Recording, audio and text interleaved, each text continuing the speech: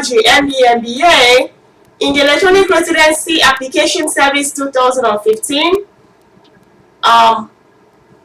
submitted White House internship application for summer and fall 2015, updated licensing documentation. In current clinical practice and graduate medical education experience, a master's in public health, health, social and behavioral sciences at Capella University, Minneapolis, Minnesota, American Mock Interview season 2015, public health project on sexual violence, domestic violence, child abuse as a public health continuum. Welcoming you to Dr. Chiquito Mentoring Iridescence Educational Ustream YouTube show, a Reach Higher and Let's Move initiative. Today, the 17th of February 2015. It's approximately 7:15 a.m. Central Time, and I want to invite you to read some famous quotes and paraphrase quotes by the President of the United States of America, President Barack Obama, the First Lady of the United States of America, First Lady Michelle Obama, graduate medical educators, and our collaboration with the Office of the President of the United States of America, President Barack Obama, and the First Lady of the United States of America, First Lady Michelle Obama, and graduate medical education organizations, institutions nationwide, and also some excerpts and recommendations from graduate medical educators globally. So today we'll go to the next section of the show, which is the mini mental status examination, which you might be required to do at some point in your career.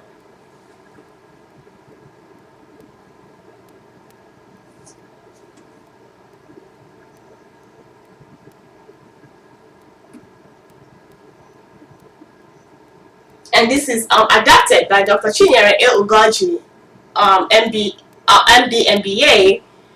So the first section is the name. What is your name? My name is Dr. Chinyere Ugoji, MD, MBA.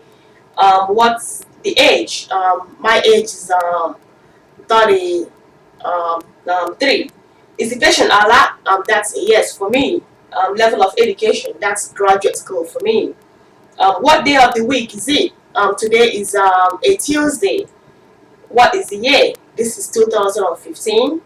What state are we in? And I would like you to note that you could be in Washington, in Illinois, in Texas, or in Alaska. The next one is please remember these five objects. I'll ask you what they are later. An apple, a pen, a tie, a house, and a car. You have $100 and you go to the store and buy a dozen apples for $3 and a tricycle for $20. How much did you spend?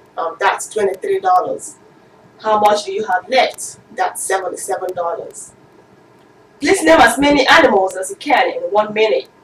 An antelope, a bear, a cat, a dog, an elephant, a frog, a gorilla, a horse, an iguana, a jackal, a kangaroo, a lion, a monkey, and then a zebra. So that's 15 animals. Listing 15 animals gives you a score of 3. I'm going to give you what were the 5 objects I asked you to remember, and that's an apple, a pen, a tie, a house, and a car. I'm going to give you a series of numbers, and I would like you to give them to me backwards. For example, if I say 42, you would say 24. So 87, that would be 78. 649, that would be 946. 8537, that would be 7358. The next one is this is a clock face. Please put in the hour markers and the time at 10 minutes to 11 o'clock. So we can we are gonna do that here.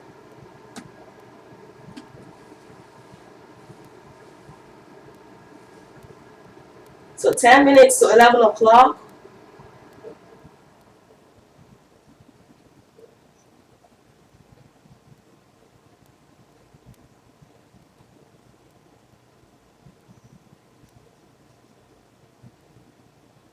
So yeah, 11 o'clock is in this quadrant, and 10 minutes is in this quadrant. So that's 10 minutes to 11 o'clock. Then on the next one is please put an X in the triangle. So we'll go ahead and put an X in the triangle.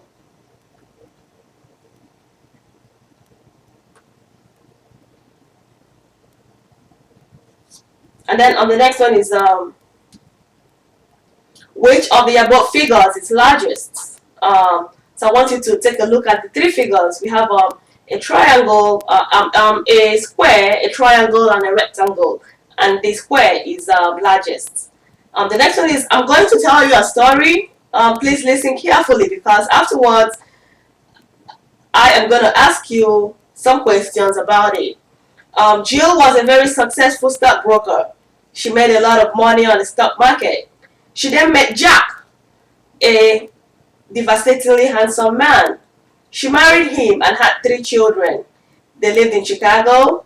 She then stopped work and stayed at home to bring up her children. When they were teenagers, she went back to school. She and Jack lived happily ever after. What was the female's name? Well, her name was Jill.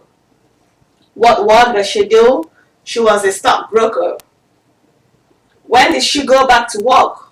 When they were teenagers. What state did she live in? She lived in Chicago, which is Illinois. So a score of 27 to 30 is normal for high school education, and a score of a score of 27 to 30 is normal for high school education, and a score of 20 to 30 is normal for less than high school education. So now we'll go to the next section of the show.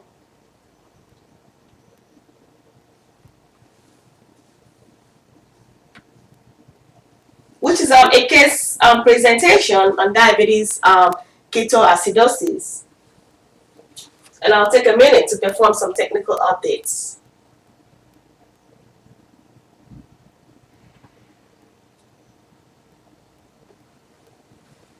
So we'll talk about diabetic ketoacidosis.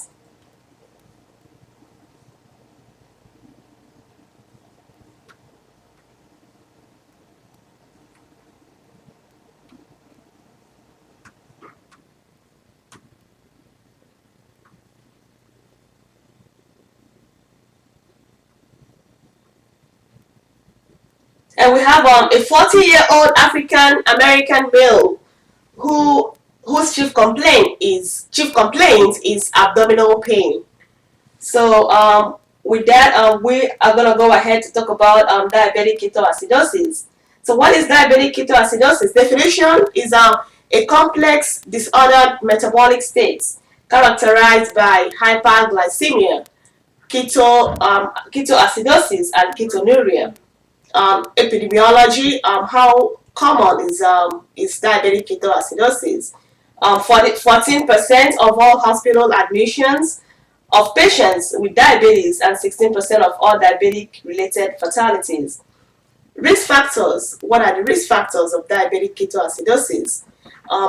Being black or Latino in origin, being male, being middle-aged, overweight or obese, have a family history of diabetes, have newly diagnosed diabetes. What are the causes? Insulin deficiency from new onset diabetes, insulin non-compliance, prescription or illicit drug use, increased insulin need because of infection, Then what are the differential diagnoses? Gastroenteritis, hyperosmolar hyperglycemic states, myocardial infarction, pancreatitis, starvation ketosis, high anion gap metabolic acidosis, alcoholic ketoacidosis, ethylene glycol intoxication, lactic acidosis, methanol intoxication, formaldehyde ingestion, rhabdomyolysis, salicylate intoxication, and uremia. What are the clinical presentation? What symptoms and signs are present in diabetic ketoacidosis? Insidious increased thirst, that is polydipsia, urination, that's polyuria, malaise, generalized weakness, fatigability, nausea and vomiting, diffuse abdominal pain, decreased appetite, anorexia, rapid weight loss, decreased perspiration, altered consciousness, frank coma, fever, dysuria, coughing, malaise, chills, chest pain, shortness of breath, arthralgia, polydipsia, and nocturia. What are the signs? What signs are found in diabetic ketoacidosis? Well, shallow rapid breathing or air hunger, which is known as cosmal or sighing respiration, abdominal tenderness, disturbance of consciousness, a weak and rapid pulse, dry tongue and skin, hypotension, increased capillary refill time, painless infarction. What are the diagnoses? Then for the next section, which is the diagnosis, what are the diagnostic tests? Well, for laboratory orders, serum glucose more than 250 milligram per dl, urinalysis, which will show glycosuria, urinary tract infection, ketonuria, which has a high negative predictive value. So if a patient has a negative urine ketone, that excludes diabetic ketoacidosis. This also has a poor specificity. So you confirm with serum beta hydroxybutyrate. Beta hydroxybutyrate is converted to acetoacetate, which is then detected on the urine dipstick as ketones. A serum bicarbonate and anion gap, complete metabolic panel or chemistry panel, which would be ACHEM8 or ACHEM12, which shows increased serum glucose or hyperglycemia. Serum sodium decrease, which is hyponatremia, and this requires correction for glucose, because sometimes you could have pseudo hyponatremia, which is secondary to hyperglycemia. The serum sodium correction calculation is serum sodium plus 0.016 times glucose minus 100. Serum potassium, this is metabolic acidosis, results in initial underestimation of serum potassium. As acidosis corrects, potassium enters the cells in exchange for hydrogen ion, and serum potassium falls. Low serum potassium on presentation suggests severe hypokalemia. Serum chloride depressed, that's hypochloremia. Serum bicarbonate could be depressed, which is less than 18 milliequivalent per liter, which is the normal. Anion gap could be elevated, which is typically more than 10 to 12 and often more than 16 in diabetic ketoacidosis. Anion gap calculation is normally calculated by using the formula sodium minus chloride plus bicarbonate. And then for the serum osmolality, you can calculate and measure if available. It should be more than 320 milliosmol per kg if DKA is present. The calculation is 2 times sodium plus potassium plus glucose over 18 plus BUN over 2.8. Phosphorus and magnesium, serum phosphorus is decreased, so you have hypophosphatemia. Serum magnesium is decreased, and that's hypomagnesemia. Arterial blood gas, ABG, or venous blood gas, can reflect metabolic acidosis, serum pH less than 7.30. Venous blood gas is equivalent to monitoring arterial blood gas for pH and bicarbonate. Beta hydroxybutyrate, we mentioned that before. It's the most important ketone to measure in diabetic ketoacidosis. A complete blood count with differential is important. That can show leukocytosis if there's infection present. And then also a hemoglobin A1C is used for evaluation of diabetes and endocrine status. The anti-GAD65 antibody that identifies type 1 diabetics. Thyroid stimulating hormone can be used to exclude thyroid diseases. A blood culture and a urine culture can also be used to check for an infection. Imaging, a chest X-ray can show pneumonia, and then also an electrocardiogram can also show hypokalemia, which will show the related changes and ischemia evaluation for patients with risk factors, including diabetes and age more than 40. Procedures. This is non-specific and depends on the complications of diabetic ketoacidosis and diabetes. So now we go to the next section, which is medication, which actually has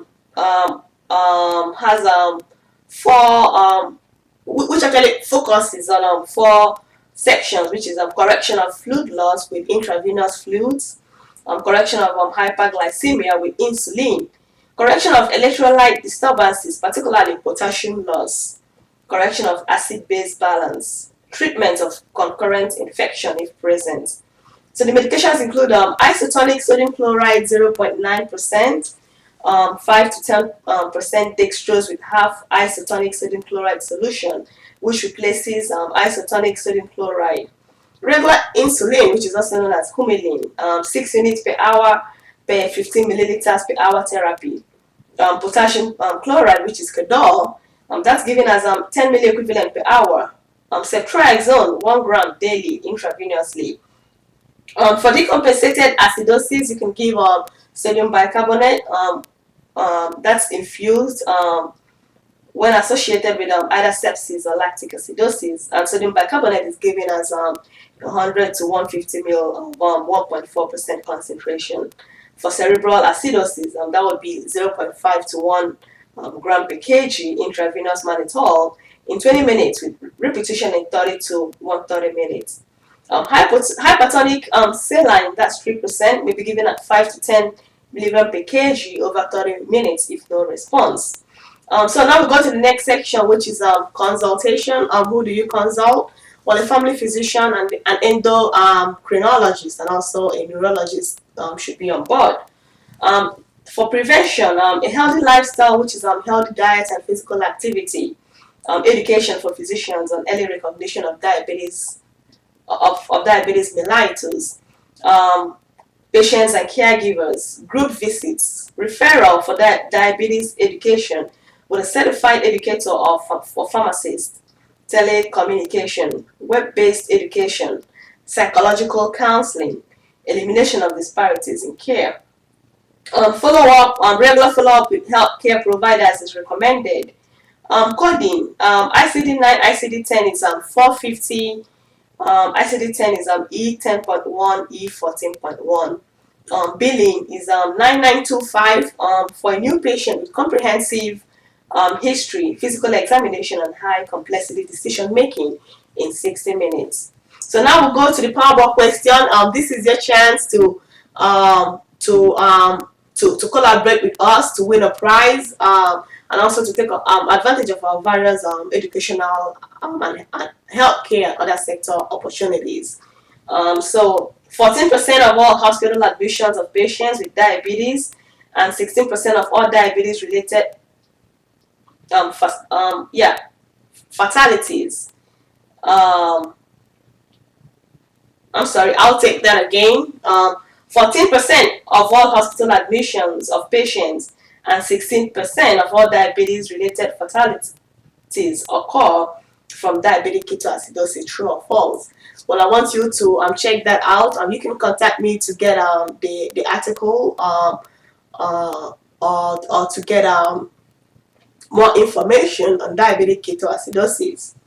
And I want to thank the authors of this article, Hamdi O, referenced appropriately, Handy O 2014, from Harvard Medical School, Family Practice Notebook, titled Diabetic Ketoacidosis Management in Adults. My personal WordPress, with my personal statements, with the main idea of diabetic ketoacidosis analyzed in the sections from definition to Powerball questions, evidence in the various sections, and links in my references. And I would like to say that my experiences in diabetic ketoacidosis management improved from Atlanta Medical Center, Atlanta, Georgia, Crawford Lung Hospital, Atlanta, Georgia, to Henry Ford Internal Medicine Residency Program, Detroit, Michigan, and Southern Illinois University Family Medicine Residency Program, Springfield, Illinois, as a medical student in graduate medical education and also as a graduate medical educator. So now we'll go to the next section of the news of the show, which is from the White House and also healthcare news. So from the White House, I want to invite you to check out the weekly address from the President of the United States of America, President Barack Obama, titled "Giving Every Child Everywhere a Fair Shot," with the main idea which expounded education globally, analyzed with standardized tests globally, and evidence from educational institutions for enactment of laws in preschool investment, and links from the various presidential offices. And I have a little a figure here about the results of standardized testing in some school districts, ranging from grade 8 to grade 6. So this is a very important aspect of education, and also of of the United States, of the United States. And I want you to check that to check out that address, and also and also read the transcripts. So now we'll go to the next section of the show, which is healthcare news.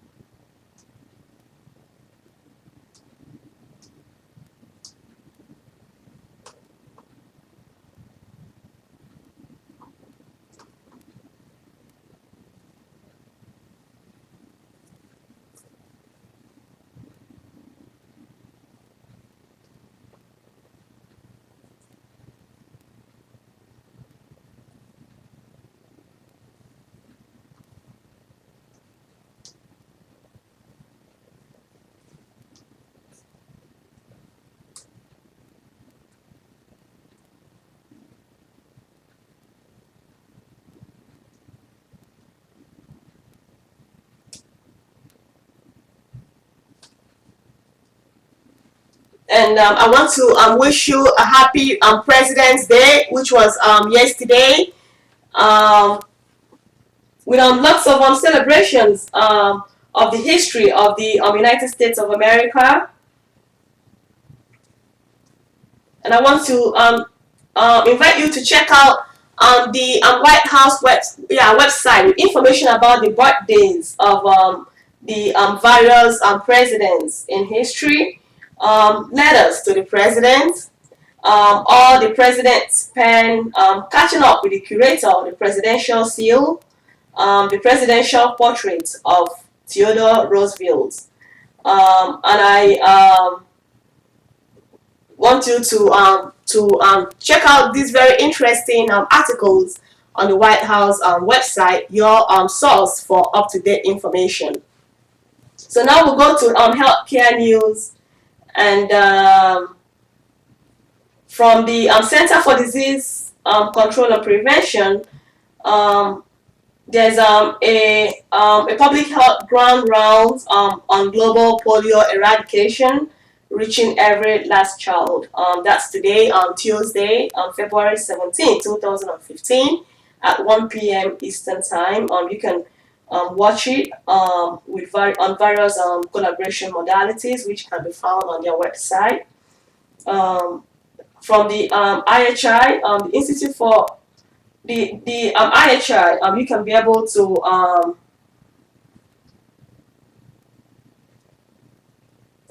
enroll for the conference titled Topping the Charts in Pediatrics and Adverse Event Reporting.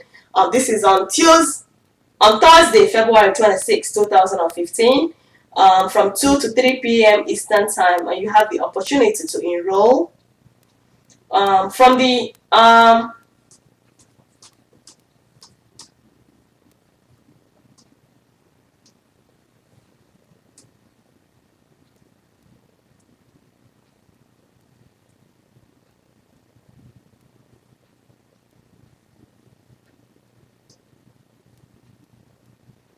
American College of Physicians, there's information about diabetes monthly highlights, talking about type BP control associated with improved outcomes in diabetics, with lots of up-to-date information on the mortality risk with type 1 diabetes, diabetes spending, glucose monitoring, weight loss device, and also approved medications. There's information about the Internal Medicine Meeting 2015 with Job Placement Center. And with more information which can be found on the ACP Job Placement Center at the Internal Medicine Meeting 2015 between April 30th to May 2nd at the Exhibit Hall AB booth number 1421. From the American Academy of Family Physicians, there's results from a recent survey by Family Medicine for America's Health, which found that more than 80% of Americans plan to change their diet or exercise regimen this year. You can check out that information by collaborating with the American Academy of Family Physicians, and also register for the free AAFP Career Link Virtual Career Fair with participating employers and featured positions. You can choose which ones to interact with in one-on-one chats, share your personal experiences, work experiences, background, and also ask questions. I actually have been a participant in this conference before, and it was a very good opportunity for me to share my work experiences and also collaborate with various organizations and graduate medical education programs globally. From the American Congress of Obstetrics and Gynecologists, IUD and birth control implants may work for more time than previously thought, and this is according to a new study. From American Academy of Pediatrics, from our parenting website, Healthy Children, and they have a little poem which I'm going to read. Roses are red, violets are blue. To show love for your child, here's 14 things you can do. So I want you to check that out. And also, a study in pediatrics finds adolescents are getting less sleep than they did 20 years ago. Compared to boys, girls are less likely to report regularly getting 7 or more hours of sleep as are Black or Hispanic adolescents and those with lower parental education. From the Association of American Medical Colleges, the potential gravity of growing vaccine hesitancy for public health cannot be overstated. The science is clear. As part of our social contract, the medical research community has a responsibility to contribute their knowledge and expertise to clarify the science behind vaccine necessity and safety in a manner accessible to the public. And that's from Anne C. Bonham, PhD, AAMC Chief Scientific Officer. From the National Resident Matching Program, you have the opportunity to like a post if you've certified your rank order list, and so once your status is marked as certified in the NRMP RO3 system, then you are done until March week. And the deadlines, the rank order list deadline, and also applicant late registration deadline at 9 p.m. Eastern Time is February 25th, and rank order list must be certified by 9 p.m. Eastern Time. Applicants must register for or withdraw from the main residence in March by 9 p.m. Eastern Time. And also the March week begins on March 16th.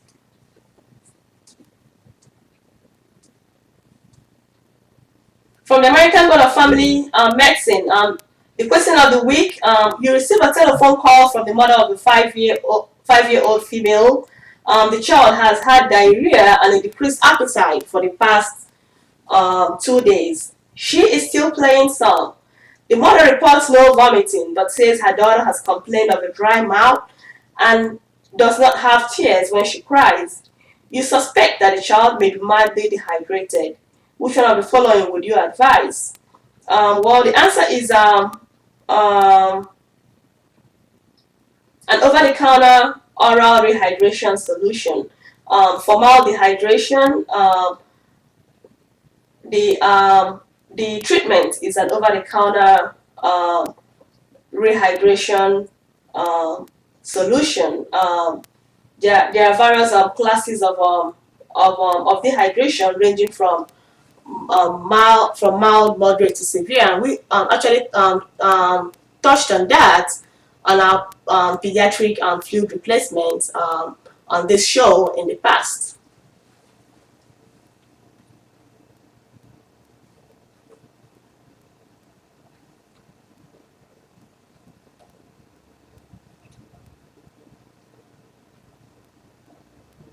More news from the American International School of Medicine, AISM.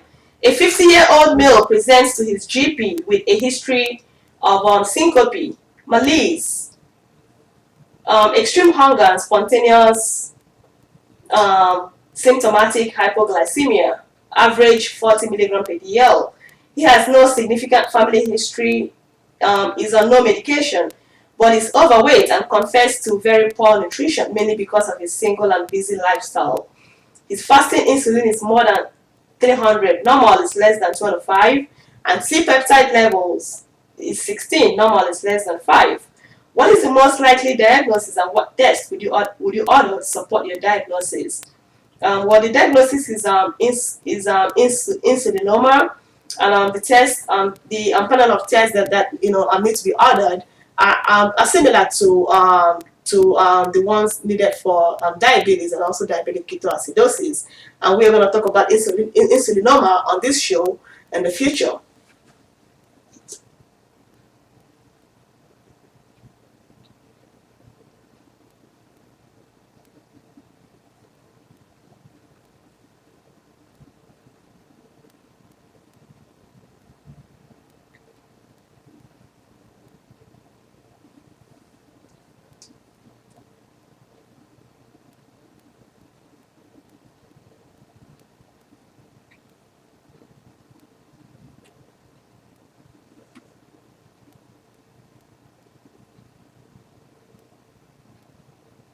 So From the American College of Physicians Conference 2015, the ACP Excellence in Medical Education, that's scheduled for April 28th to 29th for the pre-courses, April 30th to May 2nd for Scientific Program Clinical Skills Center at the Exhibit Hall, Boston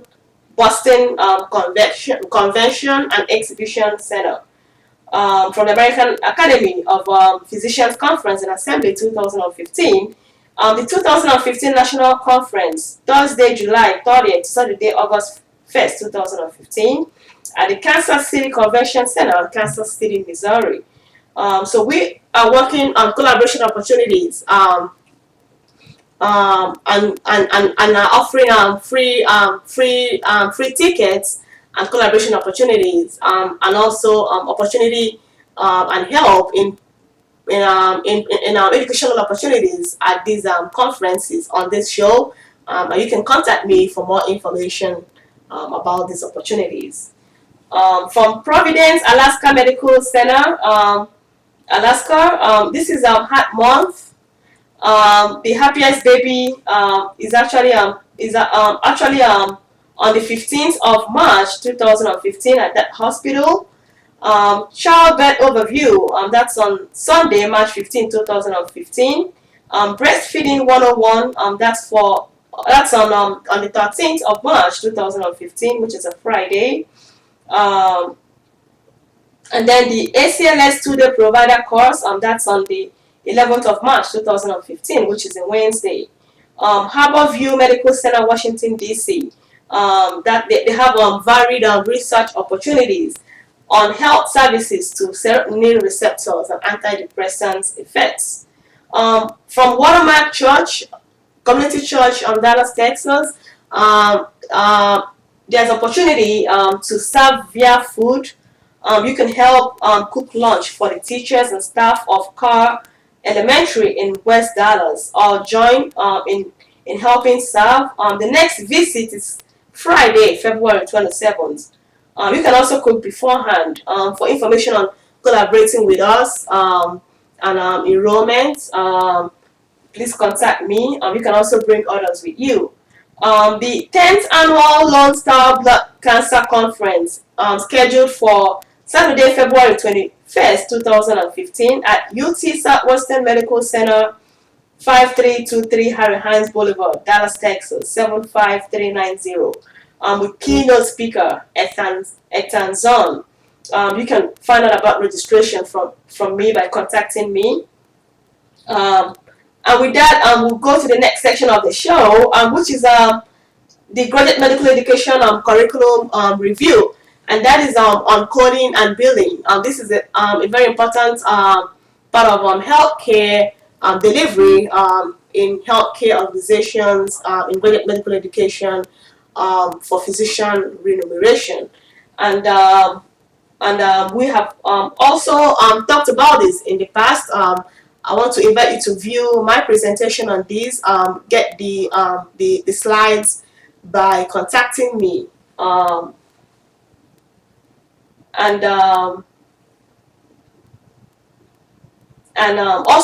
endpoints and Accreditation Council of Graduate Medical Education core competency points for coding and billing for your career development by contacting me. For those who participated in our coding and billing annex, which is very important in healthcare globally, in our strides for progress and development. Pregnancy and pre-eclampsia, how do you code for that? Coding and billing is ICD-9, ICD-10, labor and delivery is 650, 080. Pre-eclampsia is ICD-9 and 10, 642.4 and 642.7. ICD-10 is 011, 014. Billing is 99215, and that's because of the comprehensive history, the physical examination, and high complexity decision making in 40 minutes. I also want to invite you to check out the Graduate Medical Education survey, which can be found on my collaboration of modalities, and also and then we'll go to the next session of the show, which is on Graduate Medical Education collaboration. And I have been opportune to collaborate with various graduate medical education programs nationwide via email, phone, and also website and other modalities. And you can contact me for up-to-date information on these collaboration modalities. So we're gonna talk about coding and billing a little bit more.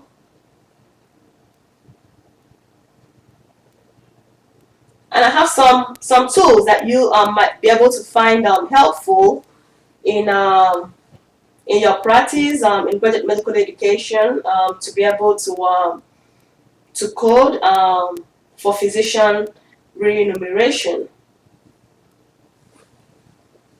So for pregnancy, I have an app here that you can use to code for pregnancy. Normal delivery. What's the code for that?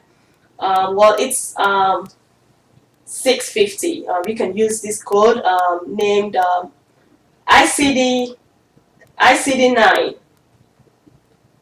Start ICD-9. You can get that on various from Google Play and also from the Apple Store. Then Start ICD-10 also gives you the same information. That's an app that you can use. And then Start E&M, that's actually for coding and billing in your practice. You can be able to just plug in, whatever information that you acquire from your patient encounter, including the chief complaint, the HPI, the constitution, the number of diagnoses, and also counseling and amount of time spent. And with that, you can be able to get up-to-date coding information. So it's called the E&M, Start E&M. You can get that from Google Play and also from the Apple Store. So now we'll go to the next session of the show, which is healthcare in Spanish. And we'll talk about cough.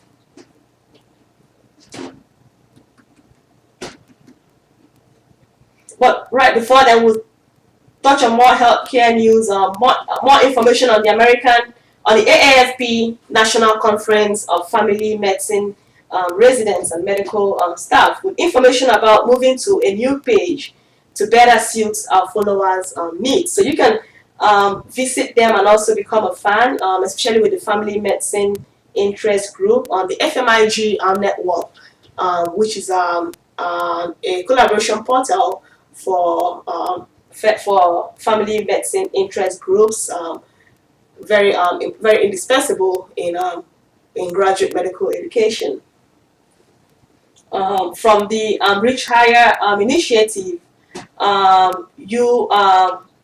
there's information on knowing that you do belong, and encouragement to never stop pushing at NPR news, fitting in on campus, and also challenges for first generation students. So you can check out other information, very important for your career development. So healthcare in Spanish. We'll talk about a cough here, and do you have a cough? That's tos. So do you have a cough? That's tiene tos. When did it start? Cuando comenzó? How often do you cough? ¿Con qué frecuencia usted tos? Do you bring up any phlegm when you cough, or is it dry? ¿No hay producción de flema con la tos, or es seco? Does anything come up when you cough? ¿Ha algo que aprecia cuando tos? What color is it? ¿De qué color es? Is there any blood in it? ¿Ha sangre en ella? Can you estimate the amount of the phlegm? Teaspoon, tablespoon, cupful. Se puede estimar la cantidad de la flema, cucharada, taza. Does anything make it better? ¿Ha algo que es mío? Does anything make it worse? ¿Ha algo que le es peor? So that's cough yeah, which is known as tos in Spanish, and which you might have to, and which is a symptom that is presented by most patients who present to healthcare institutions. I want to remind you of the services that we offer here on Dr. Chiquito Mentoring Iridescence Educational Collaborative, collaboration. You via our Ustream and YouTube show. We offer White House internship, fellowship, graduate medical education, medical students, technical training, medical legal, domestic violence alliance, and collaboration opportunities with the White House, graduate medical education, healthcare, and educational institutions globally. Free physical examination bonanzas, healthcare and counseling with cash remuneration. Free iPads, tablets, and technical equipment with collaboration. Job opportunities for $50 plus per hour, which is negotiable. Global marriage, dating, and relationship opportunities. Housing opportunities. Funding opportunities from our trust fund with annual income ranging from $7,000 to $11,000, which can be listed on documentation, but it's not child support or tax deductible. And Dr. Chiquito Mentoring Iridescence educational collaboration with personal experiences is still in a continuum of creation of the American dream of happy families for married, single, and divorced parents. Creation of unsupervised visitation opportunities, joint custodianship, both in and out of court, legally, with the various branches of governments, of governmental tiers, in collaboration with various professionals, organizations, communities, and families globally. For your complete educational packages and media, free from auditory static, misinterpretations and technical glitches, and on-call consultations for graduate medical education, please contact me at my phone number 214-282-6927, or my email, which is C as in cat, H as in house, I as in India, N as in Nancy, Y as in yellow, E as in elephant, R as in rose, E as in elephant, U as in umbrella, G as in Gary, O as in orange, R as in rose, J as in John at yahoo.com. I will now end the show by requesting a face-to-face interview with graduate medical education programs globally through the National Residency Matching Program 2015 and Electronic Residency Application Service 2015. Wish you a wonderful interview day and a wonderful day.